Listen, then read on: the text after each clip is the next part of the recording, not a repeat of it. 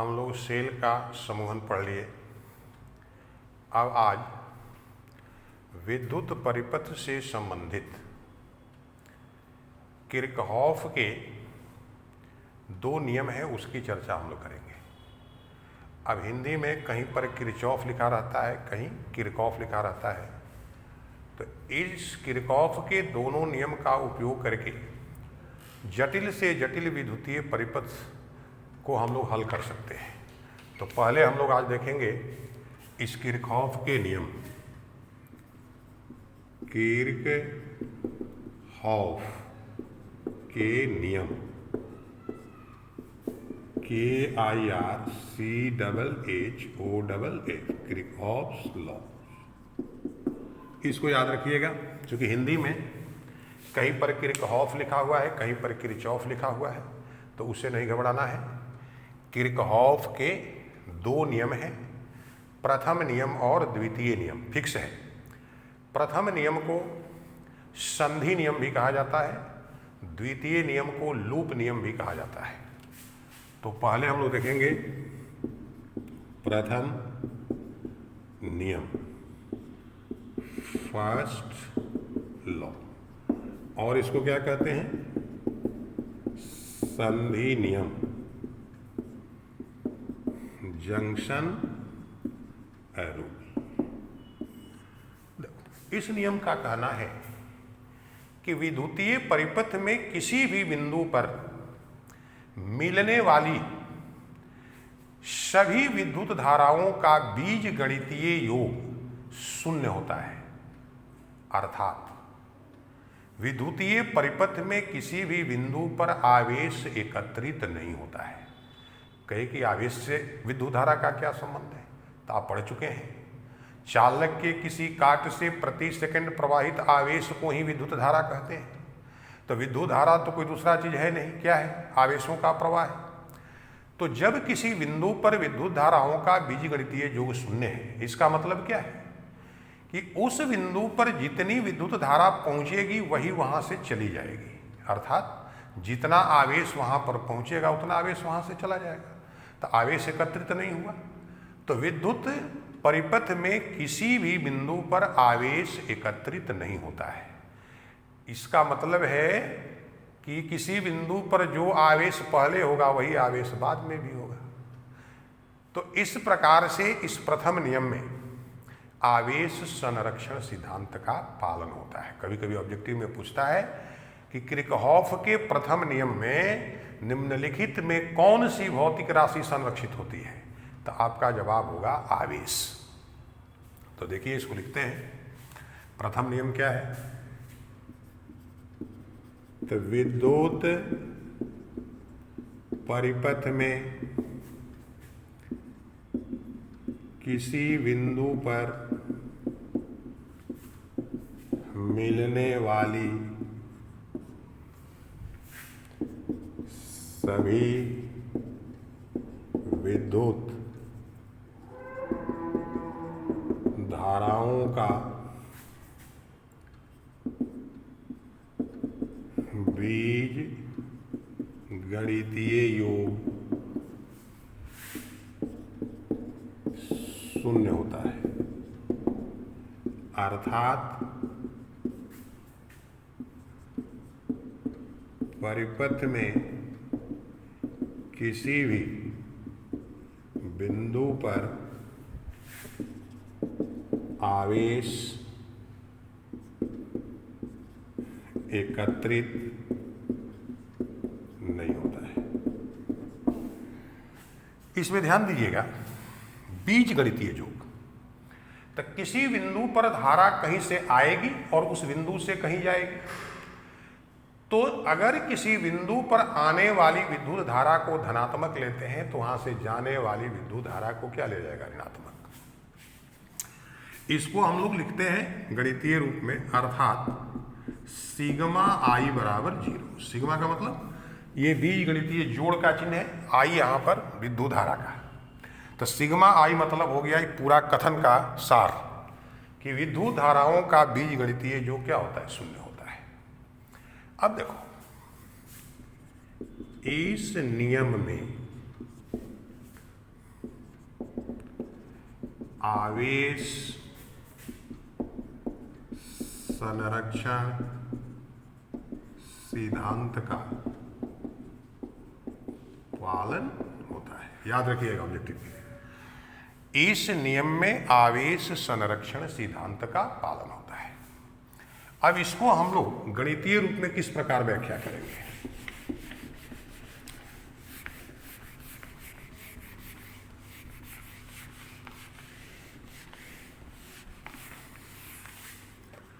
मान लो विद्युत परिपथ में आपने एक बिंदु O ले लिया, यहां पर इधर से कोई धारा I1 पहुंच रही है, इधर कोई धारा I2 जा रही है, इधर भी I3 जा रही है, यहां से I4 धारा पहुंच रही है, फिर इधर I5 धारा चली गई।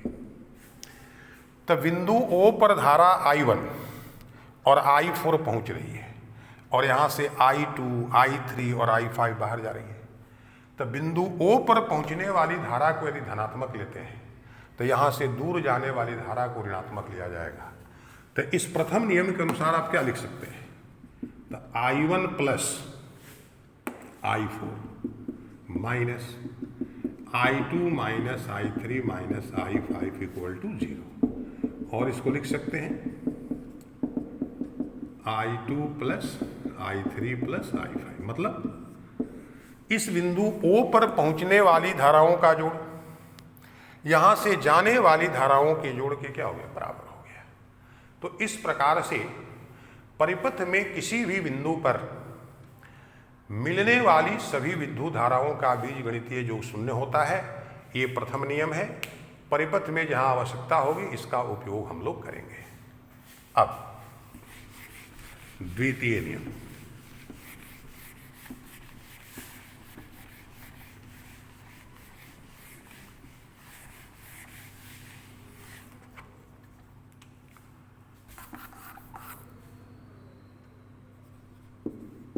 द्वितीय नियम, सेकेंड लॉ, और इसको क्या कहते हैं? लूप नियम, लूप रूल। देखो, लूप का मतलब होता है बंद घेरा।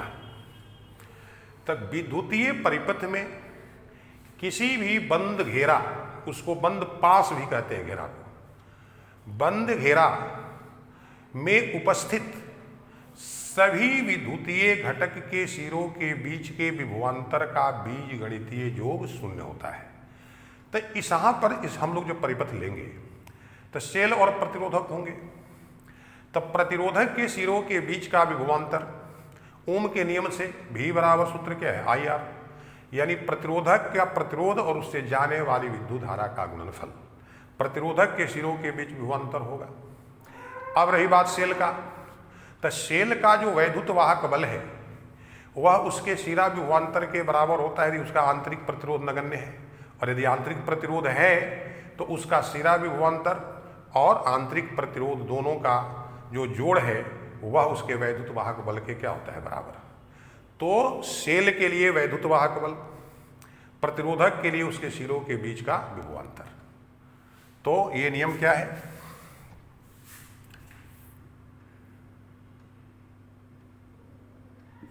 तो किसी विद्युत परिपथ के बंद घेरा या इसको पास भी कहते हैं, बंद घेरा या पास में उपस्थित सभी विद्युतीय घटक के सिरों के बीच विभवांतर का बीजगणितीय योग शून्य होता है। इसी को किसी किसी किताब में लिख दिया है कि किसी विद्युत परिपथ के बंद घेरा या पास में उपस्थित प्रतिरोधकों के सिरों के बीच विभवांतर का बीजगणितीय योग उसमें उपस्थित सेलों के वैद्युत वाहक बल के बीजगणितीय योग के बराबर होता है। बात एक ही हो जाती है। किसी विद्युत परिपथ के बंद घेरा या पास में उपस्थित सभी विद्युतीय घटक के सिरों के बीच विभवांतर का बीजगणितीय योग शून्य होता है। इस नियम में कौन सी राशि संरक्षित है? तो विभवांतर का संबंध किससे है? ऊर्जा से। तो जितनी ऊर्जा सेलों की खर्च होती है वही ऊर्जा प्रतिरोधक के सिरों के बीच विभवांतर के रूप में उत्पन्न होती है। अर्थात इस नियम में ऊर्जा संरक्षण सिद्धांत का पालन होता है। पूछ जाता है किरचॉफ के द्वितीय नियम में निम्नलिखित में कौन राशि संरक्षित होती है? तो वो आपकी राशि हो जाएगी ऊर्जा। तो इस नियम में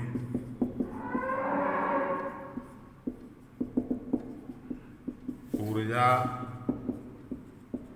संरक्षण सिद्धांत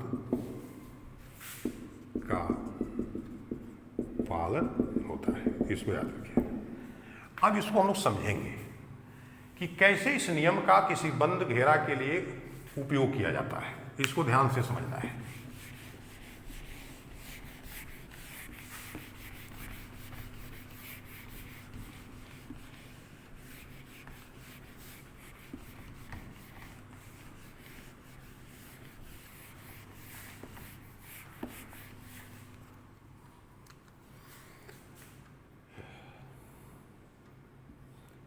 मान लो हम एक बंद घेरा लेते हैं।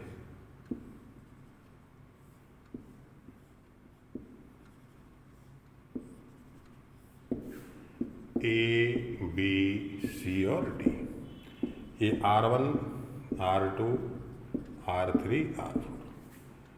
E1 इसका वैद्युत वाहक बल, इसका E2। इधर से धारा I1 गई, इधर से मान लो I2, इधर I3, I4। ये किसी विद्युत परिपथ का एक खंड हमने ले लिया।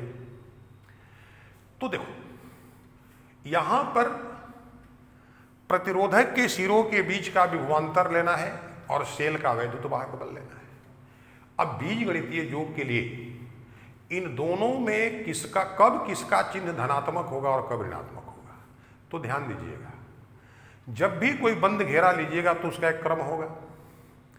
तो अगर धारा प्रवाह की दिशा आपके इस बंद घेरा के क्रम में पड़ते हैं तब प्रतिरोधक का जो विभवांतर है उसको धनात्मक लिया जाएगा। और यदि धारा प्रवाह की दिशा आपके इस बंद घेरा के क्रम के विपरीत है तो विभवांतर का चिन्ह जो है ऋणात्मक लिया जाएगा। अब रही बात सेल का वैद्युत वाहक, तो अगर बंद घेरा के क्रम में चलने पर पहले सेल का धन ध्रुव मिल जाए तो सेल के वैद्युत वाहक बल को धनात्मक ले लीजिएगा। और यदि पहले सेल का ऋण ध्रुव मिल जाए तो उसको वैद्युत वाहक बल को ऋणात्मक ले लेना है। ये दो बात याद रखिएगा तो किसी भी बंद परिपथ से संबंधित सवाल को हल करने में कोई परेशानी नहीं होगी। और वहां पर अब सेलों के श्रेणी समानांतर समूहन या प्रतिरोधक के श्रेणी समानांतर समूहन की आवश्यकता नहीं पड़ेगी। इसी नियम से आपका काम हो जाएगा। अब इस पर हम आपको समझाते हैं। इसमें दो प्रकार से बंद घेरा ले सकते हैं। ए, बी, सी, डी, ए। बंद का मतलब क्या होता है? जहां से चले वहां पहुंच गए। तो ए, बी, सी, डी, ए यह भी ले सकते हैं, या ए, डी, सी, बी, ए ये भी ले सकते हैं। दो रास्ता है। हमेशा बंद घेरा में दो रास्ता मिलेगा आपको। तो एक बार बंद घेरा ए, बी, सी, डी, ए पर द्वितीय नियम का उपयोग करने पर। अब देखो ए से बी हमारा क्रम है ना, और इस प्रतिरोध R1 से धारा भी किधर जा रही है? ए से बी। तो यदि धारा प्रवाह की दिशा आपके इस बंद घेरा के क्रम में है तब प्रतिरोधक के सिरों के बीच के विभवांतर को धनात्मक लेना है। तो इस R1 का जो विभवांतर है I1 R1 उनके नियम से ये क्या लिया जाएगा? धनात्मक। तो हो गया I1 R1। अब आगे बढ़ते हैं। बी से सी तक जाने में पहले सेल का कौन सा ध्रुव मिल गया? धन ध्रुव। तो अगर सेल का पहले धन ध्रुव मिल जाए तो वैद्युत वाहक बल को धनात्मक लेना है। तो यहां पर जो सेल का वैद्युत वाहक बल E2 है तो ये हो गया प्लस E2।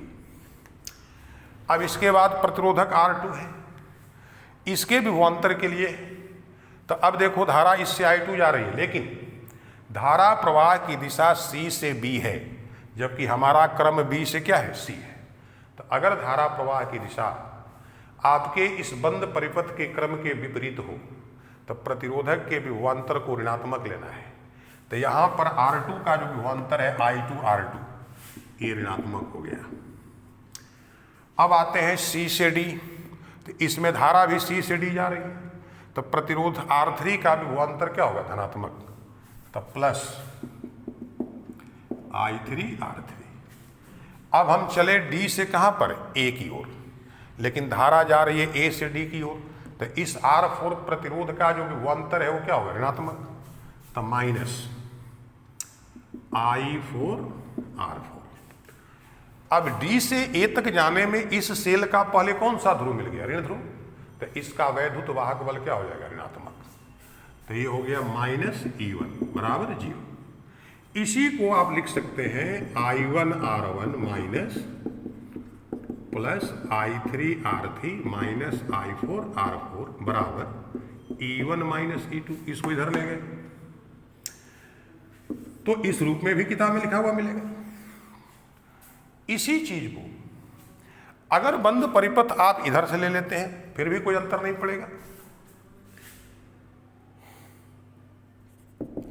बंद परिपथ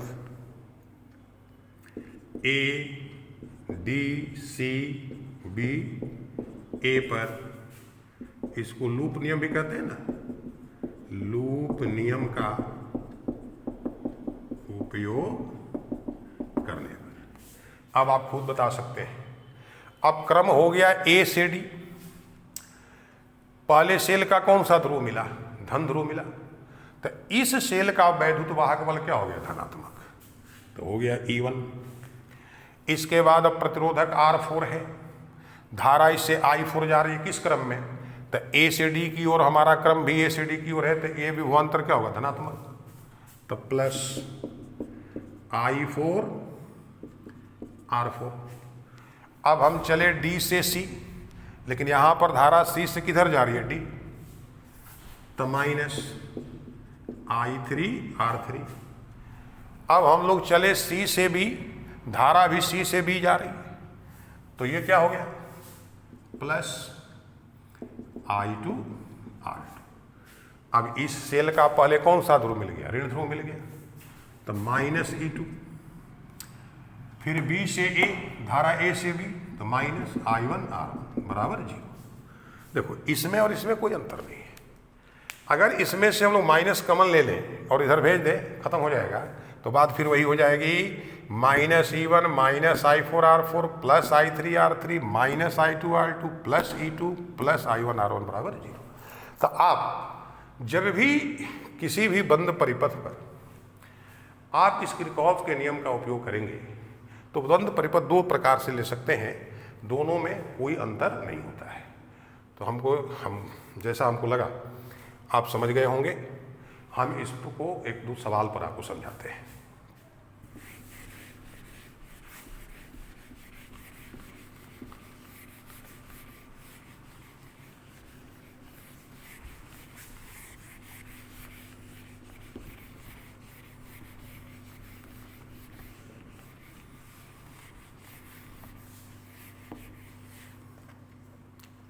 अब देखो एक क्वेश्चन,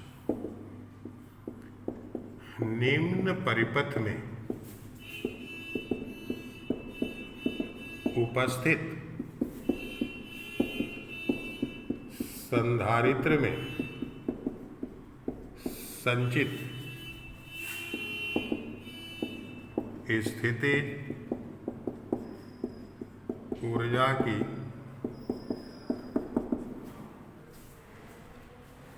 गणना करें।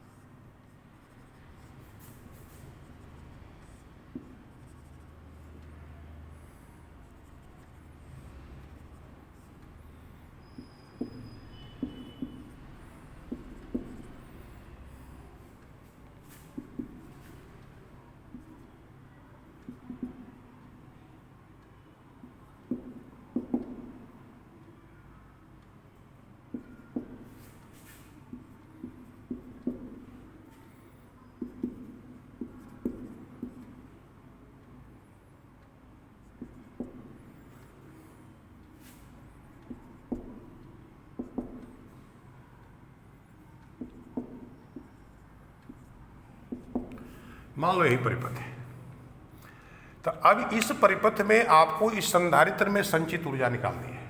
तो इसके लिए ए और डी के बीच यानी संधारित्र का विभवांतर निकालना पड़ेगा।